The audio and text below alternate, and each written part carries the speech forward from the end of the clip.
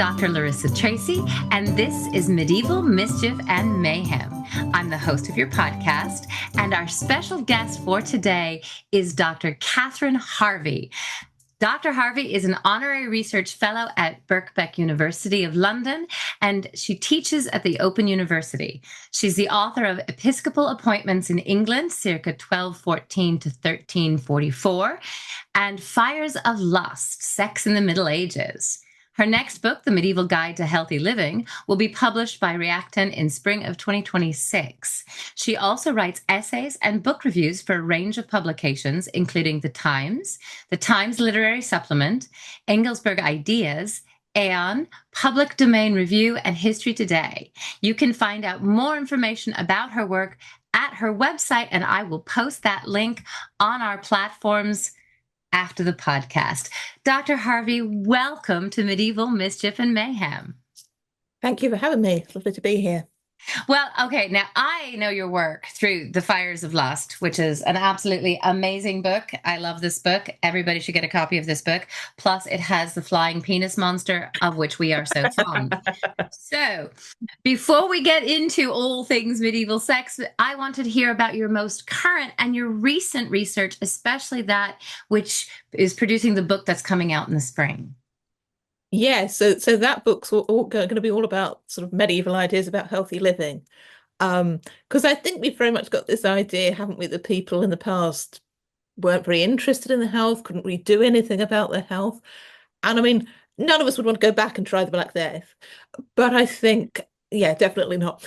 But I think what is really interesting, actually, when you start reading medieval medical texts, is how interested in healthy living they were, and how similar a lot of their ideas are to ours. So there's going to be a lot in the book about sort of medieval ideas about exercise, what they considered to be a healthy diet, their obsession with fresh air.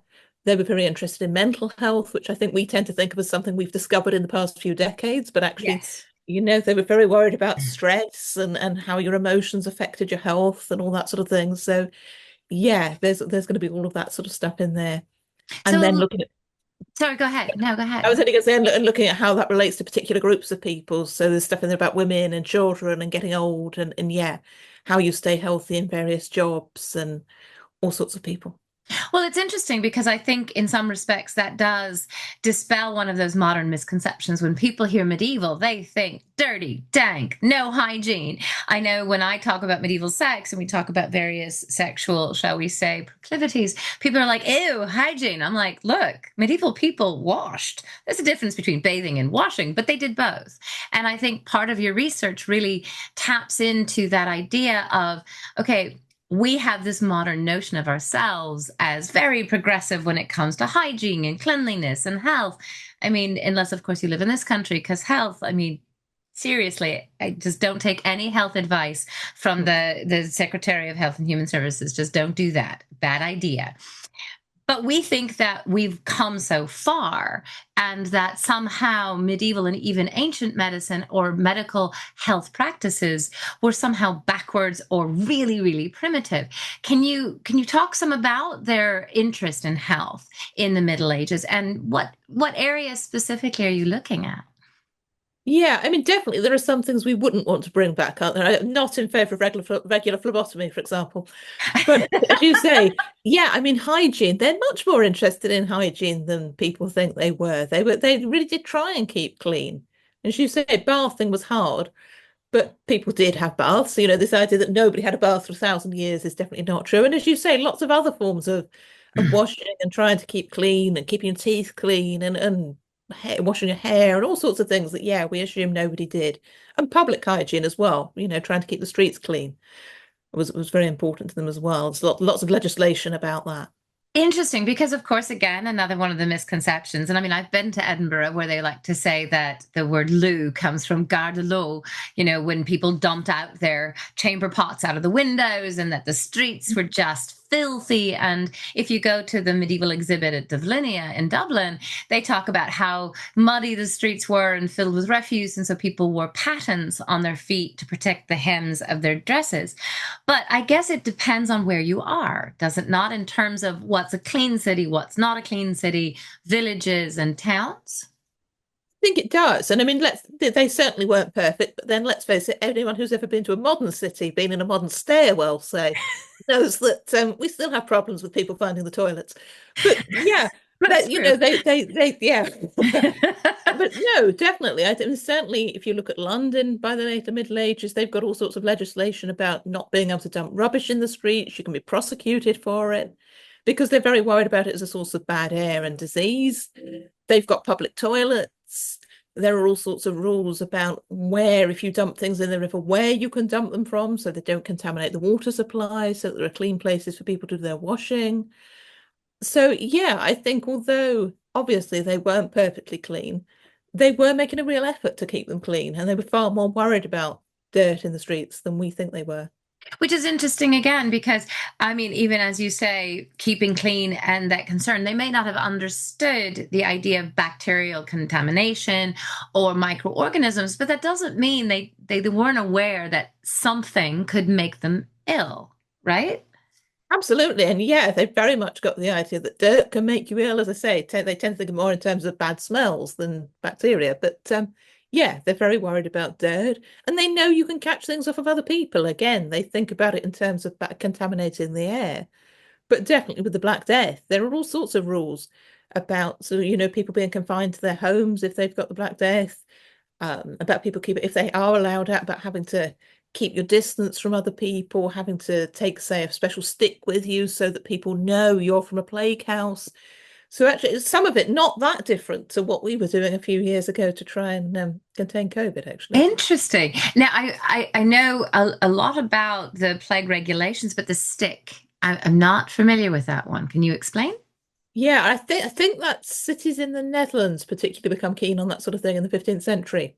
And so that, yeah, somebody would have to wear a specially painted stick. That there is one case where somebody gets into trouble because they've hidden the stick up their sleeve, and the authorities are cross about that. But yeah, the idea that you need to if you've got this disease or you've been in contact with this disease, that you need to keep away from other people And you also is need to let there other really people much know. earlier than we think it is, I think. Yeah. Well, also the idea that you need to let other people Mm, know.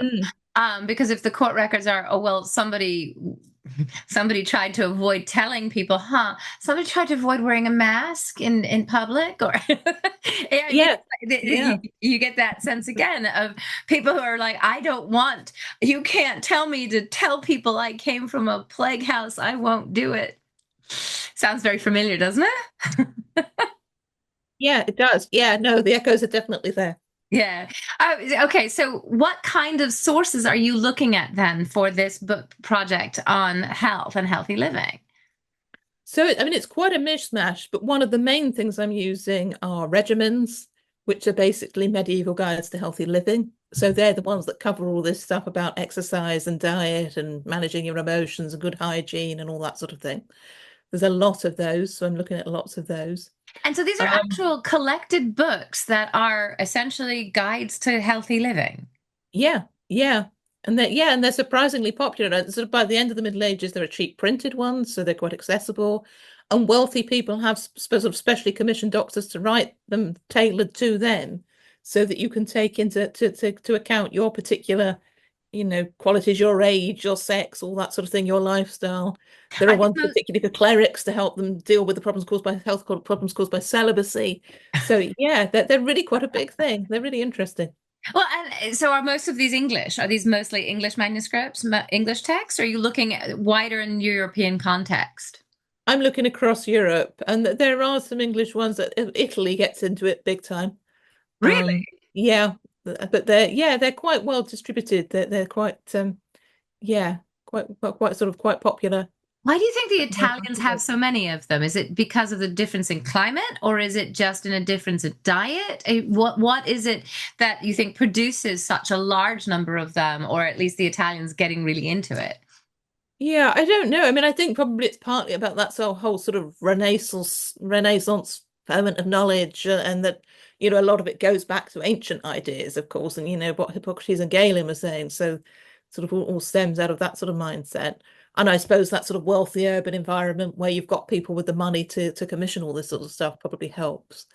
Right. And of course, a lot of the medical knowledge comes up into Europe through the Mediterranean, through Italy, Yeah, through yeah, Salerno, through the Iberian Peninsula, as it's translated from the Arabic sources into Latin. And I imagine that's kind of first point of contact. But, if you live in Italy, you've at least got nice food. yeah. What are some of your favorite regimes? I mean, in terms of health practices, which ones are the most surprising or outstanding that you noticed in looking at these compendium? Ooh, I mean, I think definitely the sort of the most problematic to us are the ones about excretion, and so the regular phlebotomy to us seems like quite a bad idea. Okay, Um, now and for everybody who's not familiar with phlebotomy, that means bloodletting. So yeah, were they of course explain the process of bloodletting for the audience? yeah. So the idea of that is that you sort of get rid of surplus and bad blood to keep your humors in balance. And that can obviously you can do that when you're ill. That can be a response to being ill, but they also do it to prevent disease. And so, yeah, a lot of people would have been bled. They don't do it as much as maybe we think they do. I think I have come across one case of an abbot who I think is being bled every 6 weeks, which feels quite a lot. Most people, it seems to be maybe 2 or 3 times a year, which is still more than I'd want to be, but probably Right. not cause any problems. Um, and no, I mean it's quite a careful process. They are quite worried about sort of, that you mustn't bleed people too much, that you must do it from the right veins, you must use the right instruments. So I think it was probably safer than maybe we think, but yeah, I wouldn't want to try it. Well, Um, also because do they? I mean, I've seen small little instruments used for it, and the like. Were they concerned about making sure that the area is clean when they do the bloodletting, and that the instruments are clean, or is that as much? Does that kind of just depend on the practitioner? And because you could easily catch infection from a mm, process of regular mm. bloodletting. Yeah, I mean, I think it does. Yeah, it does depend in part on who you get, and sort of there are definitely medieval surgeons who are very keen on their hygiene and the importance of clean hands, and yeah, then there are some who are less so, and there are sort of miracles where somebody is cured after they've had bloodlet, and then their arm swells up, and they've obviously got an infection, and you think I think on balance something we shouldn't bring back. Yes, and of course, if your arm swells up from bloodletting, their response might be to let more blood. Which wouldn't help. Yeah, yeah. Yeah, well, and of course, I mean, in terms of medical knowledge, a lot of people assume that medieval people had very limited or primitive medical knowledge, or that it was really bizarre. I mean, I'm Mm. sure this happens in the UK as much as it happens here, where people want to equate something that they consider barbaric or primitive as being medieval. We hear that in the news all the time. People talk and they're like, oh my gosh, that's just medieval. We don't want to bring that back. But is that an accurate assessment of medieval medical practice and knowledge? Is it really that primitive and that barbaric, or is it just that they were trying things out and didn't have the benefit of hundreds of thousands of years of technology that people tried and abandoned?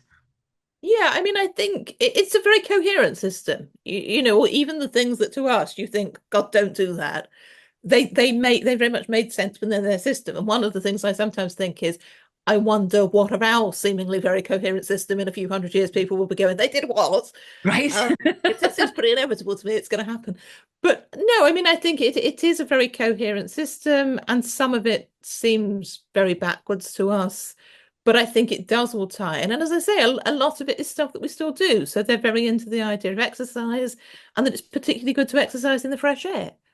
Um, and that it's important to have some relaxation in your life, and all sorts of things that, we're still very keen on. Yeah, and of course, the idea of and I love. I've looked at some of the medical manuscripts at St. John's in Oxford when I was there in 2016, and the procedures. I mean, they're very good about writing procedures and recording. Okay, this process. This is how you do this. And if you look, of course, Fugard surgery, where he talks about actually treating skull fractures. And it makes sense. I mean, washing the wound with warm wine and using silk to cover the dura mater that's exposed, removing the bone fragments, watching for swelling. I mean, a lot of those practices are what led to modern practices eventually. I would argue the Victorians introduced an awful lot of stuff that was most likely to kill you. That's the Victorians, not the medieval people. Yeah. And Victorian hygiene left a lot to be desired too. Mm. Yeah, and I think this is one of the things that's very unfair when we tar the Middle Ages with this sort of brush about poor hygiene and all the rest of it, is that in reality that was actually up until very recently. It wasn't just them. Yeah. Wasn't it in the 1830s that the stench of the Thames was so bad that Parliament had to hang sheets dipped in like lye from the windows to just keep the stench of the Thames out of the so that they could even function for the government?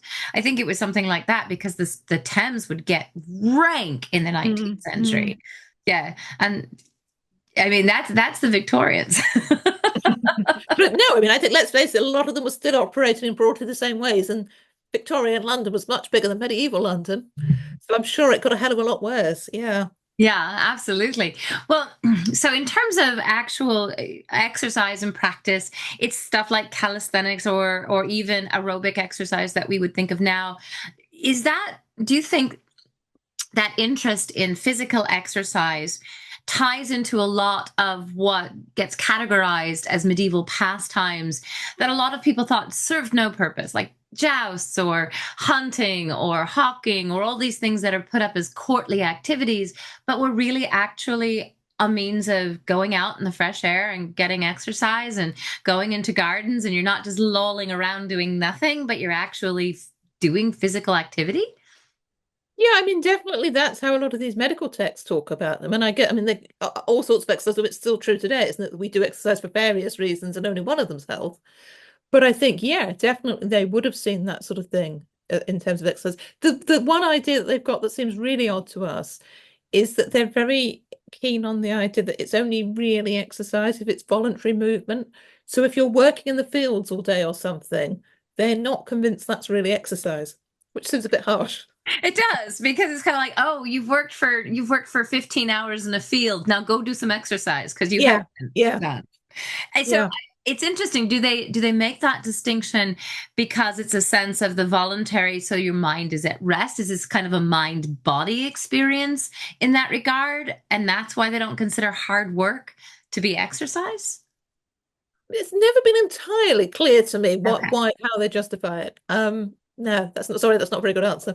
No, that's fine. I mean, it's just an elite idea of, oh, that doesn't count. Yeah, You yeah. just worked for 15 hours, but it just doesn't count, not at all in the slightest. So, um, okay. So this project, the health project, how did you come into that particular project? I mean, because you worked on a variety of different things. I mean, the Episcopal texts and then medieval sex.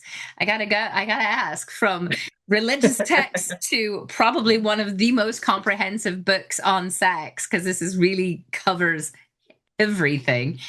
How did you go from Episcopal texts to that?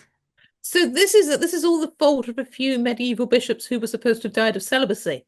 Oh, we're supposed to Because have, yeah, wait, they died of celibacy? this was the story. Yes, there's this sort of this clutch of, it's mostly 12th century ones who are supposed to have died or been made by celibacy. There's something in one of the Becket lives about how he was, yeah, supposedly made ill by celibacy. It's quite a widespread idea. It then dies out after that. But yeah, definitely they had this idea that sort of sex was part of a healthy lifestyle. It's an important form of excretion. You could die of having too much sex as well. But yeah, definitely as a cleric, you're not allowed to have sex because you've taken a vow of celibacy, and they think that is a real risk to your health. And so yeah, I started off, I was supposed to be writing a book, I'm still supposed to be writing a book 10 years on, about medieval bishops and their bodies. Um, and yeah, that was going to go in there. And then I found these stories and thought, oh, like any sane person, my first reaction was, well, don't be daft, you can't die of celibacy. So then I started looking into the medieval medical theory about why they thought that, and realized, okay, in that sense, it did make sense. and then got a bit carried away and read a whole book. Yeah. I can understand that though. I can understand getting carried away with that because, I mean, even the discussions of sex and what constitutes acceptable sexual practice, every society is different. Every society, their ideas evolve and change. And of course, for the celibacy question, though, isn't it the Fourth Lateran Council that says priests can't marry? And before that, they were allowed to, even though if they might have been discouraged from it? Yeah, I mean, it's the Gregorian reforms in the late 11th century where they really sort of try and propose it on all parish priests. And yeah, it takes them quite a long time to persuade them to go along with that. And Shocker. yeah, it varies across Europe how well it gets enforced. In Spain, it never gets terribly well enforced. It's quite variable. But yeah, one of the things that is really quite interesting to me about that is so the church was asking all priests to do something that they thought was seriously detrimental to their health. Which says something quite interesting about what it meant to be a priest in the Middle Ages, I think. It really does because if they acknowledge that it has the potential to be detrimental for your health, and then we'll talk about the social aspects of that because Yeah. I mean the entire genre of the Old French Fablio kind of exists to say, well, if you don't let priests have their own wives, they will have everybody else's. Um, Mm. that recognition that actually celibacy could do harm, that celibacy could have social harm and physical harm. Why do it then? Why insist on that? I mean, obviously, some of the people who insisted on it in the early Christian church were people who themselves had no interest in it. And they said, Mm. even St. Paul said it was better to marry than to burn, i.e., instead of burning with your own lust or fornication or adultery. But then why do it? Yeah, no, and I think that's a really interesting question. And I think it's got a lot to do with the idea of sort of setting the priests apart from the laity. I think obviously there are practical concerns in there about priests having sons and passing on their benefices to their sons, and that was seen as increasingly problematic. And I mean, I Wardrobe guess, popes. yeah, I guess it does fit in with this sort of wider context of sort of asceticism and, fasting and all sorts of other practices that health-wise are not terribly good for you. So, yeah, it does sort of make sense in the whole cultural context, but it is problematic. So what did they prescribe then or recommend for these priests who obviously needed to be celibate in that they could not marry, they were not supposed to have sex, so both celibacy and chastity. But of course, obviously, they had to relieve those excretions somehow. But Mm. then there's the whole sin of masturbation. How did they get around that? Yeah, so I mean, there are various things that, according to these texts, you can do. A lot of it is to do with diet, because semen is thought to be the product of excess food. So you mustn't eat too much, and you must try and eat sort of cooling foods. Um, then to go back to the phlebotomy. So that's often used in monastic monasteries, particularly. You bleed the monks regularly, and that should make them less vulnerable. Um, Sorry, and I'm yeah, just think yeah, I'm just thinking of that is that they're all lining up for the regular phlebotomy to prevent any kind of sexual desire. And let's get rid of those fires of lust by yeah, bleeding them. Sure. yeah. Yeah, and the other thing they're quite keen on is immersing themselves in cold water. There's a lot of that in medieval saints' lives, isn't there? And yeah, that is partly about sort of cooling the body, and because heat is very much associated with lust. So yeah, go and stand in a cold river in the middle of the night or something, and that will sort you out. Oops, I think that one. Hello, we have a Bella. This would be Bella Bat. Say hello, Bella Bat. Hi, Bella Bat. Yes, this is the kitten who was giving me trouble earlier. We are getting 3 kittens on Saturday. You're getting 3 kittens on We Saturday? are, yeah. Aw. Well, I have been asked by Boyd Ellen Brewer to put together an edited collection on fluffy kittens because apparently all my work on torture and brutality, Carolyn Palmer thinks that I need to write fluffy kittens. So I have promised to do an edited collection on felonious felines and rabbits that kill. That will be the marginalia, the animals in Oh margins. So yeah, if you've got anything, we should talk. yeah. But Bella has decided to join us. Hella is behind us. This is Belladonna. Hellebore is back there lurking around. She's the ginger kitten. So back to bleeding monks so that they didn't masturbate. So Or the cold water. Obviously, the whole cold water thing, the cold shower thing is something that translates now. You hear that all the time. How many of those practices have translated to now, even especially when it comes to dealing with sexual appetite or sexual regulation? Yeah, I mean, as you say, definitely the whole cold showers thing has still lasted, hasn't it? I mean, I don't know. I suppose people do still sort of, we tend to talk more about aphrodisiacs probably now than foods that will put you off of sex, don't we? So maybe that, I mean, there are plenty of aphrodisiacs in medieval texts, but yeah, they're also quite keen on the opposite effect, which probably we've lost interest in. Um, Yeah, no, nobody yeah. wants to find out how not to have sex, I guess. Yeah, I don't think that'll be my next book. Um, but yeah, where was I going? Sorry, I've You lost go where I with the was aphrodisiacs and the food, the food that would put people off of having sex. So, what are some of the aphrodisiacs? Because I do know that there are a variety of foods that were recommended in the Middle Ages to inspire heat, because, of course, blood production and the increased fires. I mean, that's why your book is called The Fires of Lust, Yeah, honestly. yeah. And part of that comes from food production. But what medieval people considered aphrodisiacs and what modern people consider aphrodisiacs are not the same thing. You want to explain? Yeah, yeah. So no, I mean things like they were very interested in because of heat, any sort of hot foods. So meat is seen as a particular problem. Any sort, well, or a good thing, depending on whether you're a monk or not, I guess. They're also very interested in things that produce wind because they think that generates erections. So there's a lot of stuff about beans. I don't think we'd find that very appealing now, but they're No, quite not interested really. in that. Yeah. So, but I mean, that's just it. Why? So they thought flatulence would produce an erection. Mm. In terms of physiology, and of course, going off of Galen, going off of Aristotle, who had probably never, I am convinced Aristotle never actually saw a female body in person naked ever. I mean, Aristotle genuinely thought that women were simply deformed men. Um, do you, how did they understand that correlation? What do you think? How do you think they arrived at, if I produce gas, if I pass gas, I will get an erection? How do you think they got there? Yeah, I mean, I think in physiological terms, it does make sense. Not entirely sure I can completely explain the mechanism, but there is a sort of a link there. And I think that is probably one of the reasons why medieval literature is so full of fart jokes in sort of this sort of sense, isn't it? Really? Yeah, I have never, I There mean, does seem to be a as link many there. fart jokes, because there's loads, but I'd never Hmm. made the correlation between fart jokes and sex. So all the fart jokes in medieval literature should be taken as sexual innuendo. Well, I don't know about all of them, but I think definitely there is a sort of yeah something there in some of them. That's, Definitely in it's not a big medieval poem, but as summer is a coming in.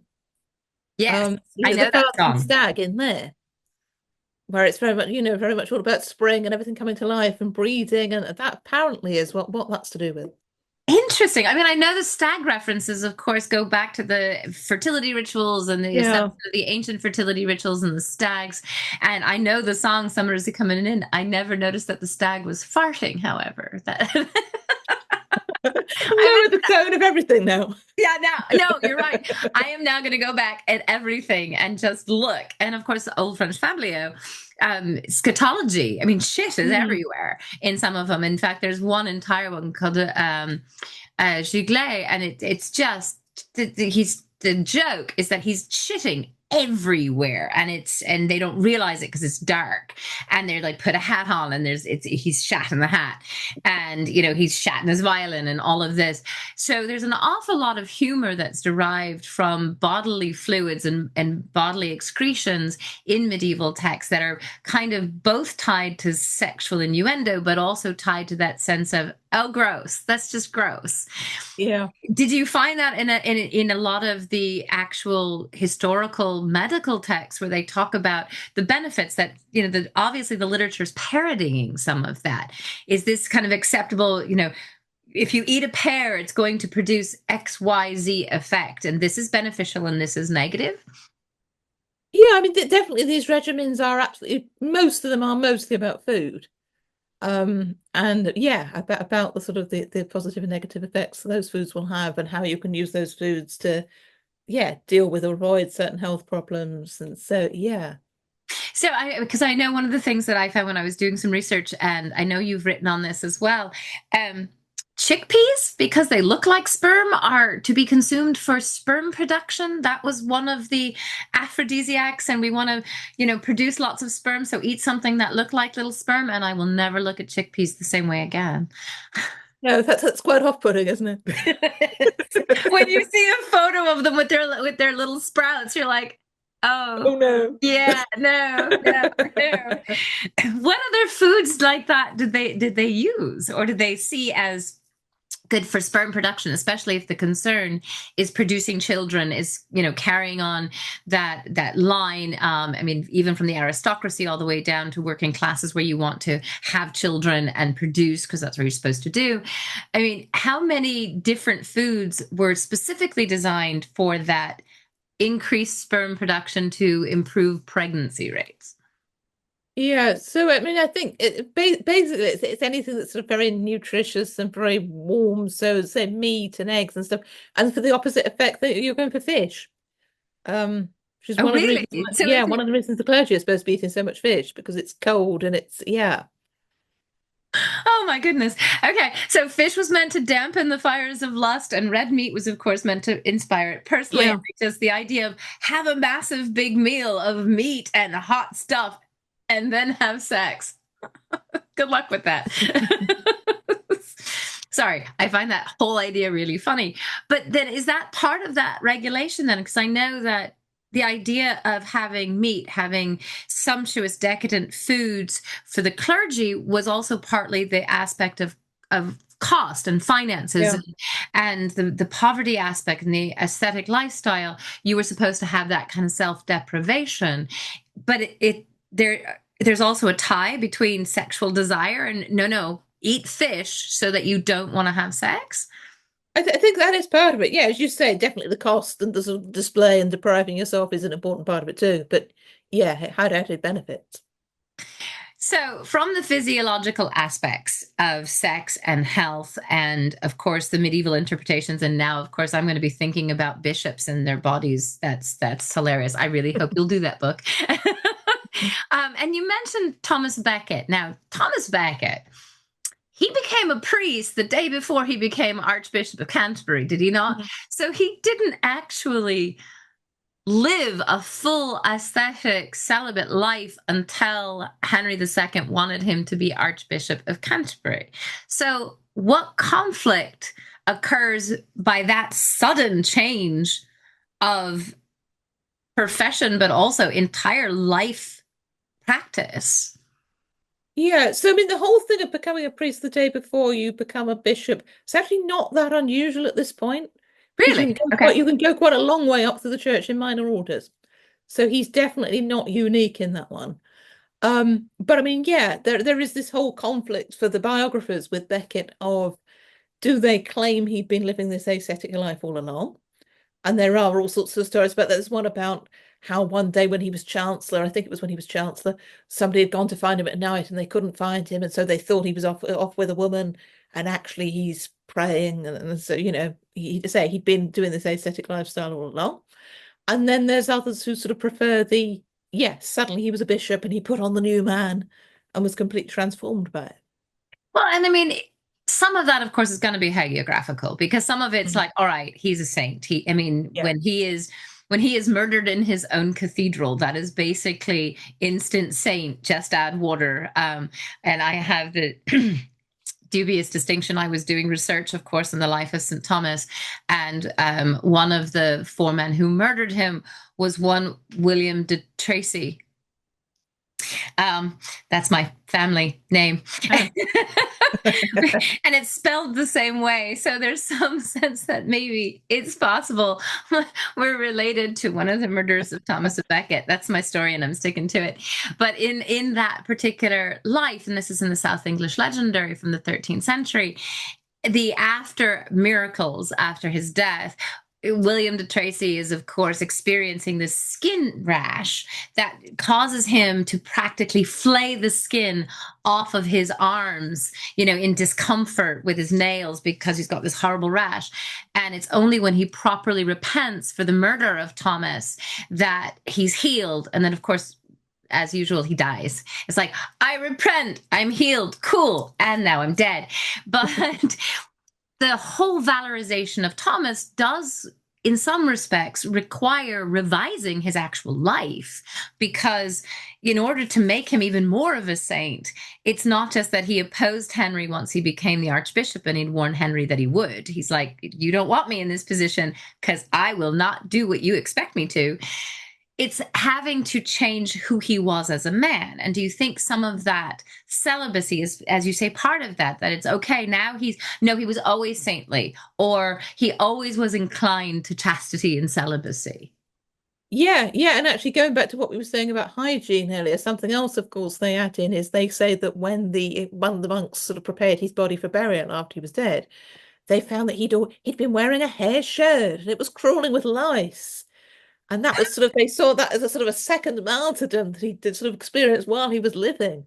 That's disgusting. It is. Um, That is disgusting. That is just gross.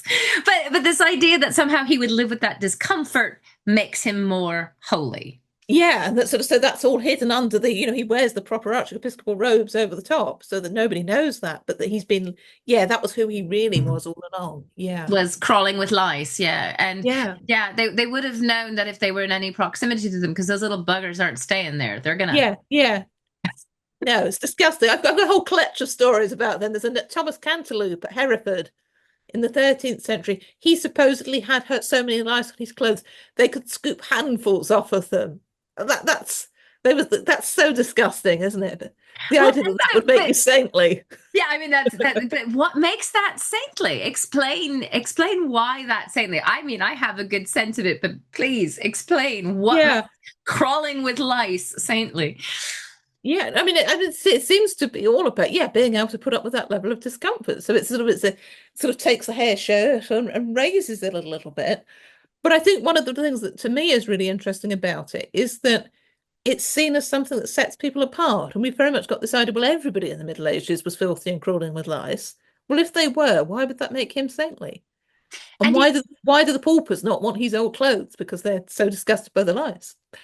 Well, I mean, and that actually raises a very important question, because the texts that we have often are either written by people who have a specific goal and an agenda in elevating one particular person or demonizing one person or set of people, or those texts themselves are in a vacuum. And so when we read them, we assume, oh, that's everybody, because that's what survives. How much of this, as you say, is that, well, people assume medieval people as a whole were crawling with lice because we have hagiography. But as you say, the hagiography is the extraordinary accounts. I think so. For it to set people apart, it's got to be not what everybody else is doing, isn't it? Yeah. And of course, I mean, medieval people crawling with lice, everybody, that just doesn't make an awful lot of sense. Now, fleas were a problem, from what I understand. That's thus the plague. I mean, the whole bubonic plague is spread through fleas. But even then, it wasn't everywhere and it wasn't everybody, was it? No. So it's clearly far more complicated than the stereotypes seem to suggest. Explain the complexity of the bubonic plague. Oh dear. Is it just too complex to explain? It might be. Oh, that's fair. Yeah. Well, I mean, I know that, of course, this also goes into our own modern misconceptions. And medieval people they didn't fully understand how the plague was transmitted. There was a lot of assumption of the air. And that's why you see the plague doctor masks, that are stuffed full of herbs and things that are meant to clean or purify the air as the plague doctors are breathing it. But the far more likely thing is that they're wearing leather. And so they're not coming into contact with the bodily fluids, because, of course, the bubonic plague is spread through actual fluid transfer. It's not a respiratory ailment. You get it. The contact is the fluids. So if you're wearing leather, you're protected against a lot of those fluids. But they didn't fully understand the flea process, or did they? I do, no, I think they probably didn't. Um, I mean, they knew they had fleas, but they didn't know that the fleas were Well, plagues. they see a lot of sort of skin problems and skin parasites. They assume they're sort of growing in dirt on the skin. So it's a sort of Really? spontaneous generation. It's only in the 17th century, I think it's William Harvey who works out that that's wrong. But yeah, and this again, this is one of the reasons why they're so interested in hygiene, because they think if you've got sort of sweat and grot all over your body, you're inevitably going to get parasites growing in that. So you don't want that. Yeah. Any relation? You and William Harvey? Not as far as I know. I've got a brother called William who's named after him, but no. No, actually, I mean, if I'm related to one of the murderers of Thomas Becket, you might as well be related to William Harvey, who introduced and discovered the circulatory system and all kinds of blood processes that are accurate as opposed to what they got from Galen and Aristotle. Um, so, in terms of all of those assumptions about plague and disease and bathing, you see a lot of medieval manuscripts that, of course, have people in bathhouses and have people engaging in various, shall we say, intimate activities in some of those Mm-hmm. bathhouses. Let's just bring it back to sex. Medieval sex. Let's just get down to that. What are some of the most striking modern misconceptions about medieval sex, do you think? So I think people have got sort of certain fixed ideas, and I think one of them I've often found people who watch sort of Game of Thrones, they've got this sort of very violent, very rapey sort of idea. Yeah. Um, and then there's what I've always thought of as sort of the Mills and Boone model, and it's all sort of swooning ladies and knights, and just more pleasant than Game of Thrones, I suppose. I Um, like to say that Game of Thrones is basically Lord of the Rings with more blowjobs. it's a good description, actually. Yeah, Yeah. yeah. I mean, so obviously the Mills and Boone, everybody's swooning, nobody touches anybody. That's again, thank you, Victorians, more than They're all anything. still here, so they must have touched each other, mustn't they? Exactly. And then, of course, the Game of Thrones, rapey, violent, it's all Mm. sexual violence. Middle ground? Yeah, I mean, I think it's where we are really, isn't it? Is that obviously, obviously all those courtly stories were influential, but probably not terribly reflective of middle life, real medieval life, and the whole sexual violence thing. I mean, obviously, yeah, it was a problem. It's still a problem. They dealt with it badly. We deal with it badly. Um, I think that was one of the most horrible chapters in the book to write, the one about sexual violence. I think partly because it's sort of how little has changed, really, that that sort of the whole sort of she was asking for it thing, and the whole sort of the burden of proof and it being virtually impossible to get a conviction. And yeah, it struck me that actually not that much has changed. And yet at the same time, most people in the Middle Ages didn't like the idea of rape. They didn't think it was okay any more than we do. They just struggled as we do to deal with it in a legal sense, I guess. Well, and they struggle to deal with it in a legal sense, partly because of the way the church constructed relationships between men and women to begin with. And this idea, well, if women are full of sin, if women are the result, are responsible for the downfall of men, and of course that wasn't always the hardest line, depending on where you were in church practice. Sometimes there were people who were like, well, yes, and we're meant to be the dominant ones. So in some ways they might use that narrative to justify rape. But, that's no different than modern society where it's like she was asking for it or she was Mm. wearing the wrong clothes. As you say, we haven't evolved that much from those same assumptions that lead to sexual violence and understanding that rape is not about sex, it's about power. I mean, did you find that in any of the sources where the discussion is not about sexual gratification, it's about a power dynamic and inserting power over somebody else? Yeah, I think absolutely, and definitely, there was one case I can't remember. It's a French town where at one point they developed a massive problem with gang rape, and the sort of the perpetrators, they very much sound like what we'd now call incels. Very much this sense that, well, they're entitled to it. And as Because you they're say, very much about involuntary power. celibates. Yeah, Yeah. exactly. And so, but you see that in you said it was a 13th century French text, or is it a It's definitely French. I can't remember what the century. It's a later medieval French.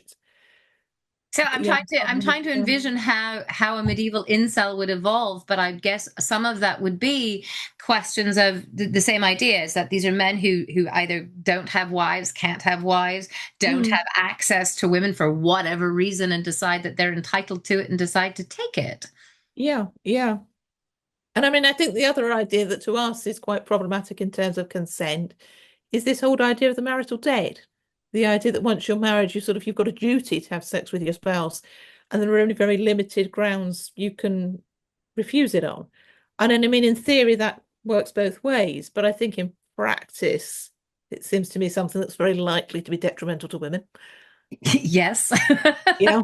very likely to be. Well, and also how much of the modern misconception about medieval discomfort with rape or even medieval ideas of sex and consent are formulated by or essentially influenced by our misconception of things like marital arrangements, like arranged marriage. This assumption, well, medieval people never married for love, that Mm. it was all marital arrangements, and people could be married off. Girls were married off at age 12 or at like 7. But it's a lot more complex than that, than the entire process of marriage and why you got married and who you married. For upper classes is more complicated, but for lower classes it's not. Is that correct? Yeah, I think so. I mean, certainly those child marriages, as you say, are almost certainly very high status. And even there, they do tend to delay the consummation until they're well into their teens. They're really not keen on the idea of 7-year-olds having sex any more than we are. Right. Um, and yeah, I mean, I think the average age of marriage varied a bit across Europe. It was younger in the south, in the Mediterranean, than it was in Northern Europe. But I think in the Mediterranean, it's late teens. In Northern Europe, in Britain, it's into your 20s, which let's face it, is not that much different to now. And probably average age of marriage is now in your 30s in the developed world, isn't it? But it's much older than we think it is. And they're far more keen on the idea of consent than we think they are. I mean, that you can't just marry people off regardless of whether they want to or not. Now, of course, what sort of pressure's going on behind the scenes, we don't know. But that idea is very much entrenched culturally that both parties need to consent. So yeah, definitely the idea that everybody in the Middle Ages got married at 7 and then had 100 children is very, yeah, inaccurate.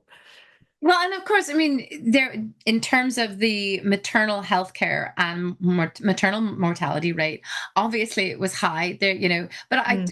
if I remember correctly, the maternal mortality rate isn't as high as we think. Is that it also depends on where you are and when we're talking about, because it's a Yeah. 1,000-year period in the Middle Ages, and it varies depending on all kinds of things. But this idea that, women would die in childbirth constantly, constantly, constantly, constantly. It did happen, obviously. But is that as much a problem as we think it was? I think probably, I mean, as you said, it's definitely a problem and it varies quite widely over time. But no, I mean, I think it's probably not as common as people think.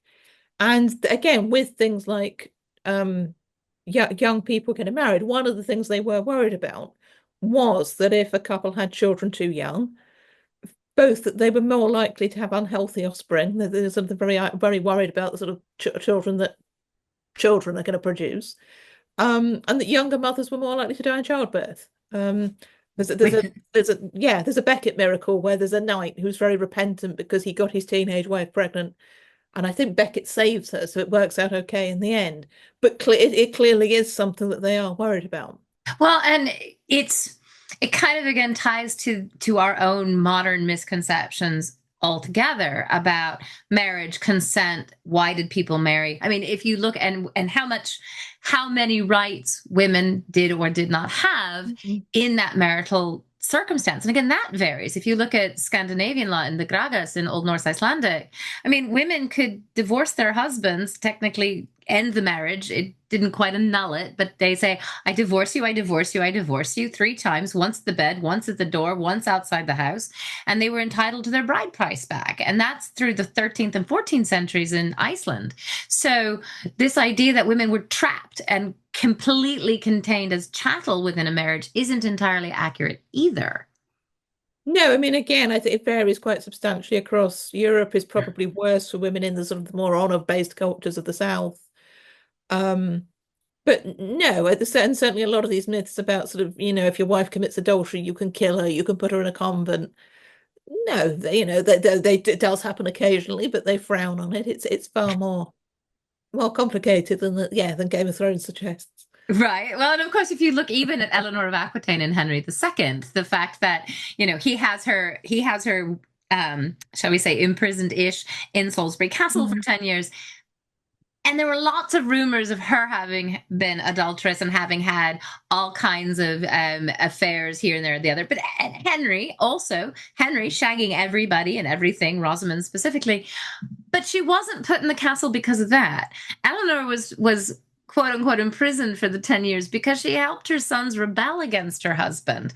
And how much of the stories of her sexual proclivities are simply propaganda against her for political reasons? Because she's one of the most powerful people in 12th century Europe. She owns a third of France on her own, whatever about her husbands. How much of these stories that we get are completely exaggerated specifically because they're for political propaganda rather than actual reality?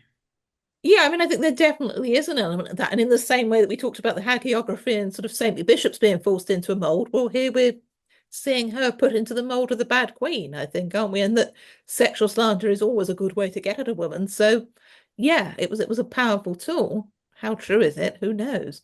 Right. Well, and of course, by the time we get to things like the 14th century, Richard Coeur de Lion, that romance where they have Richard the First, and they talk about his mother, and they don't even name her correctly as Eleanor of Aquitaine. She's some she demon named Cassidorius who flies off with John, and because that would make sense, flies off with John and leaves Richard there as a child, and it's like, never mind the fact that everybody knew who Eleanor of Aquitaine actually was in the 14th century. They still knew who she was, but it gets this unbelievable, fantastic element to it that doesn't even make sense. And, medieval people were not that thick, I guess is the best way to put it. So it's just poetic and literary invention. And I think a lot of ways with medieval audiences, the way that sex is discussed in so many texts, modern audiences just aren't aware that it's in there because we're seeing so many of these medieval texts through Victorian filters. So, how much do you think that affects our even knowledge about medieval people had sex all the time? They liked sex, they liked all kinds of sex. How much do you think our filter coming through medieval studies in the 19th century affects our understanding of that? Yeah, I mean, I think it definitely does shape it, doesn't it? And I mean, I think that obviously one of the challenges we face as historians of this sort of stuff is that often you're using 19th century editions of sources where they cut all the dirty bits out.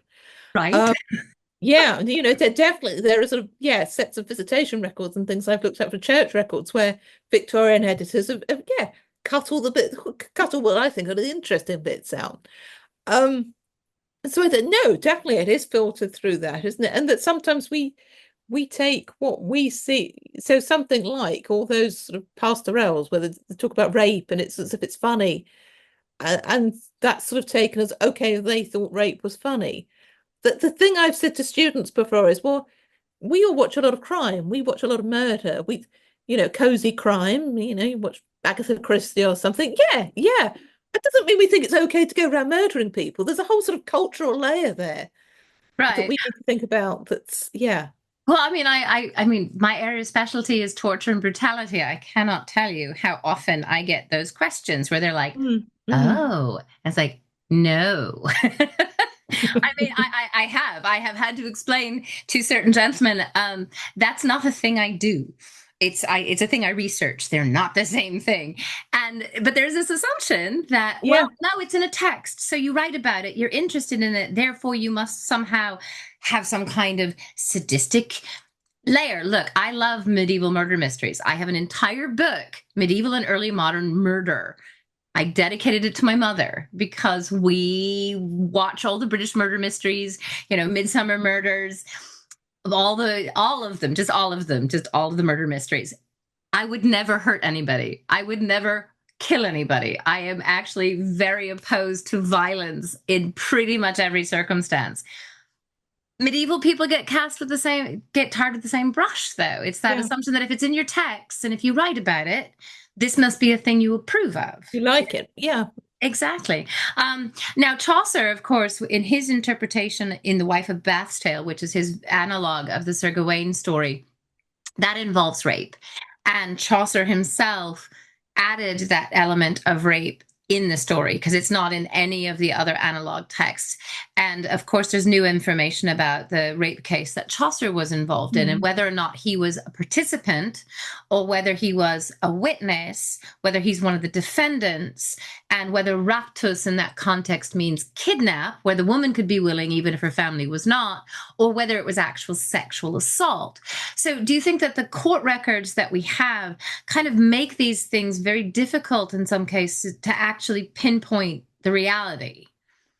Yeah, and I mean, I think one of the problems about writing about medieval sex is that often court records are one of our best sources. And of course, court records do focus on the bad stuff and the problems and sort of, yeah, completely ignore the millions of medieval people who just have perfectly normal sex lives that never got near the courts.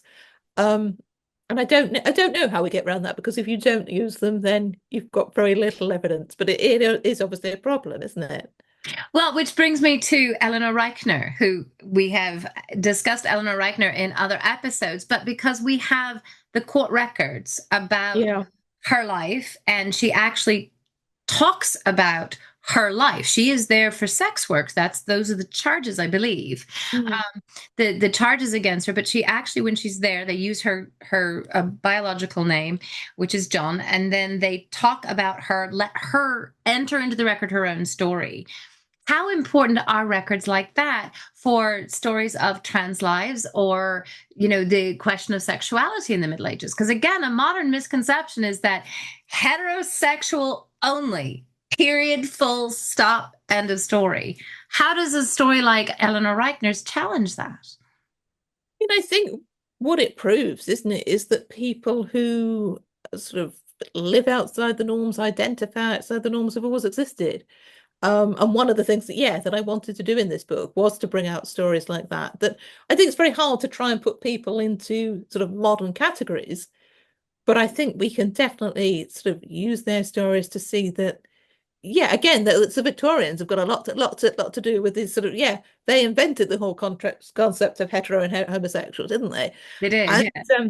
yeah, and so yeah, I've got a chapter in the book about sort of people who not non-conforming, and looking at different ways we can find same-sex relationships, and other sort of forms of deviance. And yeah, and some of that obviously is court records and people being persecuted. But I do also look at things like memorials. And so sort of there's one that sticks in my mind, that's a little brass to two women in a church in Sussex, not that far from where I live, actually. But yeah, and should we be thinking about that as evidence for same-sex relationships? I don't think we can say conclusively that it was, but we can't say conclusively that it wasn't either, and that in itself sort of opens up various possibilities, I think. So yeah, looking in places where maybe we might not expect to find evidence is always interesting. Well, and also, I think that goes back to what you said about the Victorians. They have so much to answer for. That desire in Victorian England to erase sexual discourse in so many ways. I mean, these were people who Mm. covered chair legs, let's be honest. I mean, these are people who had table skirts and chair skirts for a reason, because they thought men would be too stimulated by curvy furniture. And yet they're the ones who produced the texts that we started using in the early 20th century. And only now, as medieval scholars, literary historians, and other scholars start actually going back to the original manuscripts and rereading them and re-editing them, do we find exactly how much the Victorian editors cut out or interpreted in their own terms. And so do you think it's a really important thing to produce new scholarship and new editions of some of these texts to capture more of a concrete reality rather than a Victorian interpretation of reality? Yeah, I mean, I think the more work, there's been a lot of work done on medieval sex over the past few years, but obviously, yeah, the more we can do and the more open-minded we can be about it, I think it's got to be for the better, hasn't it? Yeah, and being willing to see. I mean, as you say, there and a lot of people push back about applying modern categories to medieval people. We go again. Um, yeah, yes. Hi. Sorry. She's now like, no, you have to pet me now too. That desire to say, well, we don't want to impose our modern interpretation, but that also means we can't ignore what we see. We can't ignore the fact that that could very well be a same-sex relationship, or that very well could be a trans identity. And they may not have had the same terminology in the Middle Ages, but that doesn't mean the life itself, the identity itself didn't exist. No, and I think it's about being open-minded, isn't it? And we don't want to put modern labels on things that maybe don't work and would be ahistorical. But on the other hand, to force other modern ideas that couldn't be true, it is equally putting our labels on it, isn't it? So I think it's trying to be open-minded and not do either. Right. Now, The idea. how about the misconception that, of course, medieval sex was very kind of reductive, that medieval sex was just missionary, procreative, that's it, and all sodomy was out. And of course, clarifying that sodomy is non-procreative sex, it's not specifically sex between men. A lot of people think sodomy is just about same sex with men. No, sodomy was anything that didn't produce children, and it could encompass a whole bunch of things. What about our modern sense of no, medieval people just missionary, lie back and think of England? Thank you, Victoria. Talk about the realities of medieval sex and sexual practice. Yeah. So I mean, obviously, I mean that's the church's idea of what everybody should do. Do we think everybody did what the church told them to? No, Um, they no. wouldn't have had to keep repeating it if people If they did. didn't. No, no. And I mean, obviously, one of the things they got quite worried about was, well, if the confessors are asking people about sex, and they had to be very careful to ask questions so they could, find out if you'd been up to anything without giving you ideas. They were really quite worried about that. Um, but That's the yeah. penitentials, isn't it? The penitential records. Isn't there one where the confessor says or asks a question about have you put a fish into to a woman, Oh something about yeah, yeah. inserting a fish vaginally and let it live, or a live fish vaginally, and don't do this. This is a bad idea. Yeah, no, some of the things they come up with, you think, well, that tells us more about you than what people were doing, I think. Personally, the individual who wrote this thing than anything else, we hope. We I hope. mean, if fish were supposed to dampen sexual appetite, well, I guess that's only if you ate it, not if you used Yeah, it vaginally. I I don't know. It guess. does sound quite off-putting to me, but there we go. And if the fish is alive, is that in medieval? That is a cheap version of a vibrator. You've got a living fish. I mean, that goes with the modern rumors of hamsters. I mean, seriously. But you do have to wonder if that's in a penitential. Why did that thought come to his head? And Yeah. is it because inevitably, like anything, somebody did it? And so he just had to say, so make sure you don't. Yeah, the story behind that one feels quite intriguing, doesn't it? But yeah, it was something they were worried about. They give people ideas so that yeah, they had to be careful what they not to ask too many leading questions. Um, But but is on that the sexual yeah, practice in the Middle Ages as experimental and as adventurous as modern sexual practice can be? I mean, I think from the sort of again going back to the court records, obviously you're getting people caught for doing things that they shouldn't, and we do get people there who somebody's seen somebody through a window having sex and it wasn't in the missionary position. Um, Maybe don't yeah, look through windows. well, yeah, that would be the obvious. And there's a lot of stuff, in particularly about same-sex sex, which we come with the interfemoral intercourse. Um, and then of course there's the whole question of contraception, which the church is going, no, you absolutely mustn't do. But the evidence suggests that people probably did, and that even some priests were open to the idea of coitus interruptus as being something that people would do, and maybe if they were very poor and couldn't have enough children, should be allowed to do that. They were prepared to turn a blind eye, some priests. So in the medical texts are full of contraceptives. Well, and of Um, course there are. Sorry, we have another kitten walking across the screen. Off you go. Go on, baby. That's the other one. There are actually two others lurking around. There are four total. That's hellebore. Hi, hellebore. Hella monster. So back to contraception. Again, coitus interruptus, but condoms, they sheep, wasn't it sheep's intestines? There was some evidence of there were some variation of condoms in the Middle Ages. I haven't seen a lot of that sort of thing in the Middle Ages. I think certainly most of the surviving ones are sort of 17th, 18th century. But yeah, definitely. I mean, so yes, some of the methods they were suggesting, like coitus interruptus, relatively effective. Some of them they were suggesting, like hang weasel's testicles round your neck or eat a bee, probably less so. I'm sorry, hang weasel's testicles around your neck? Yeah. I mean, I think probably in terms of humoral properties, it probably there is a sort of sense to it. But don't try it, would be my suggestion. I don't Yeah. think it's reliable. Well, also, I mean, it might be off-putting altogether. It's like if you've got weasel's testicles around your neck, maybe no one's shagging you at all. It could work, yeah, it might work that way. Maybe that's how it's supposed to work. Yeah. Well, I mean, I mean, some of those stranger remedies, it's like you look at the trotula and some of the medical remedies for, for women's health were things like vaginal fumigation and, burn porpoise skin and squat over it. If Gwyneth Paltrow thinks she invented vaginal fumigation, It she did did not, not. no. No, 12th century trotula. So many of these things are probably trial and error. Some of them are simply, well, that sounds like an excellent idea, or it's really not. Obviously, though, people have always been able to prevent pregnancy if they needed to, and also terminate pregnancy. Mhm. I mean, that is something that exists in the medical text as well, is it not? Yeah, absolutely. And again, sort of various some methods that probably would have worked, some methods that definitely wouldn't. And again, very varied attitudes in terms of medical practitioners. Some will go, no, it's absolutely a sin and we shouldn't do that. And some are very worried about helping women to prevent pregnancies, particularly if they're not healthy enough. If there's good medical reasons why, that actually they see it as something they should be doing because it's their duty to look after their patients and save their lives. Right.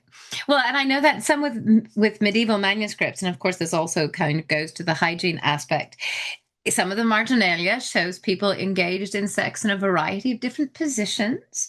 Yeah. A lot of people assume things like oral sex or uh, anal sex or manual sex was all modern. No, no, no, no. They're medieval manuscripts of cunnilingus. And some people would then go, ooh, hygiene. But again, that goes back to our modern misconception. Do you think that the idea, the modern attitudes of sex, and especially in America, I mean, honestly, for as much sex as exists in American culture, we're a very prudish society. We have the Puritans to thank for that one. Do you think, again, we're projecting our modern holdups, our modern hangups, our modern um, prejudices and biases back into the Middle Ages, even as people want to say, no, they didn't do this stuff, and so we should follow their saintly example? Yeah, I mean, I think there definitely is that idea, isn't it? People sort of making the Middle Ages into what they want it to be. And I mean, yeah, we can't know, can we, what the average peasant was getting up to? And it depends, I suppose partly it depends how inventive you think people are completely on their own, because they didn't have the sort of, I don't know, Cosmo 50 ways to have sex with not this article, but maybe the local priest was giving them ideas. But nevertheless, we had to have definitely got enough evidence to say people did do things that certain people would like to think they didn't. Right. Um, yeah, Well, I mean, it even gets into things like sex toys. Dildos existed. Some of the sexual yeah. practices that they talk about, and some of the court records, I believe you discuss in the Fires of Lust, are women who are being tried for having sex with other women using dildos and kind of strap-on apparatuses. Those didn't just evolve all of a sudden out of necessity. I mean, they go all the way back to the ancient world in Lysistrata. In that play, they talk about, oh, well, no, we're going to have to rely on dildos because we're depriving the men of sex so that they'll stop having war. I mean, all of this, again, assumptions that medieval people didn't do this stuff because they were medieval. Mm, Yeah, no, and as you say, I've got several cases in the book of women, yeah, who are accused of using that sort of thing. And you think, well, it's unlikely they just managed to arrest the only 5 women in the entire Middle Ages who did, isn't it? So That's a very good point. It's like they arrested 5 women in the Middle Ages who did, but that doesn't mean that there weren't another 150 or more who were engaged in it. And where did they buy them? I mean, they yeah. had to have the idea somehow. It's not like it suddenly went, aha, let's see if we can try this. So I think to kind of wrap up this absolutely amazing conversation, what do you think we can learn from the Middle Ages when it comes to issues of health, sex, identity? Because all of these things are currently issues of social contention in some respects. I mean, certainly in America, but also in Europe and in the rest of the world. But what do you think we can learn from medieval sources and texts about the body, about health, about well-being? We didn't talk as much about mental health. I mean, what can we learn from medieval people about all of this? I think to me, it seems that sort of one of the most important things that we can recognize is that they weren't that different to us. I mean, obviously there are differences. We're not exactly the same. Things do change over time. Some things are really different. But I think this difference that people set up in their minds, yeah, does sort of has allowed people to hark back to this golden age where everybody behaved themselves and to talk as if, well, that's what we need to get back to. And that's not true. And I think particularly with things like medicine has maybe given us this sort of false sense of security that, okay, well, because we're not dirty and backwards like them, something like the Black Death couldn't happen again. And that to me seems quite dangerous. So I think that to me, yeah, seeing what we've got in common, which let's face it is something we could do with doing more generally, would be probably my big takeaway. Well, and as you say, thinking that something like the plague could not happen again, we just had a pandemic. I mean, we just had a pandemic that could have been stopped, but it wasn't stopped. Could have partly been stopped if the processes in this country had actually tried to. That's a different issue altogether. I have many thoughts about pandemic medicine and what didn't happen in this country. But there's a modern arrogance that no, we've got so much medical technology we could never have it again. But there was just a case of the bubonic plague here, like a month ago, and this is it. Now we have antibiotics, so we do have better treatment. We're very lucky in some of the things we've got, but Right. yeah. I mean, but do you think that we risk with our modern arrogance that we risk making things worse for ourselves if we refuse to acknowledge that we really haven't come that far in some aspects? I think so, and I think it can be a very comforting idea, can't it? That yeah, we're so much better than people used to be. But Right. I think it's not necessarily a good one. And of course, when it comes to mental health, of course, people want to say, well, mental health and psychology is all a modern process, a modern science. I mean, just a little bit about mental health, because I want to give you a chance to talk about that. Yeah, no, I mean, I think one of the things that is really striking about these medical texts is how concerned they are with the effect that mental health has on physical health and the importance of looking after our mental health. And as I say, things like people worried about being stressed, how much their job is stressing them out. There's one case that sticks in my mind of a monk at I think it's Revo Abbey in Yorkshire, who writes to another monk and basically tells him, "This job is making me ill. It's going to kill me. It's too much hard work." And he sounds like somebody now going, "This job is really stressing me out." But I think, we do tend to talk as if this is something we've invented. And in fact, I think we could learn a lot from this sort of, yeah, almost what is a bigger approach that sort of understands that it is important to look after your mental health, and mental and physical health are really intertwined, and that things like stress aren't stupid modern inventions that we didn't used to worry about and we need to toughen up and go back to. We're back to that one again. This sort of golden age that people have sort of created based on their idea of what they'd like the world to be. And I it would wasn't. also like to know what a monk was doing that was stressing him out, because sometimes the monastic life sounds absolutely lovely. Is there any context for why his job was stressing him out? He's one of the officials, and I think he's got one of the jobs that involves a lot of. He might be provisioning, but he's got one of the quite big responsible jobs, and it's getting too much for him. And I think actually they are quite interested in the whole idea of the monastic life being quite stressful. which I think is quite interesting to us because we do tend to think of it as quite a cushy number. Yeah, right.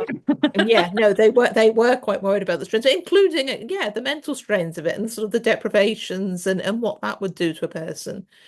And that was one of the reasons why a lot of these monasteries had sort of little country houses where the monks could go and have a break. So yeah, so there's one of those where they're allowed to go to the country and they're allowed to go for walks, but they're not allowed to jump over the hedges. And you think, well, what's the backstory there? Well, possibly because of the assumption that if there's something in your hedgerow, if there's a Hmm. bustle in your hedgerow, maybe it's a nunnery next door. That's possible. Or Yeah, a yeah, priory. 'Cause yeah. Clearly something's happened there that they were worried about. well, Catherine, I really want to thank you so very much for joining us today and for an absolutely amazing discussion about medieval health, sex, mental health, and everything else. And I hopefully when you get this new book, when the new book comes out, we'll bring you back and talk even more about health. But thank you so much. And I am Dr. Larissa Tracy. This has been Medieval, Mischief, and Mayhem.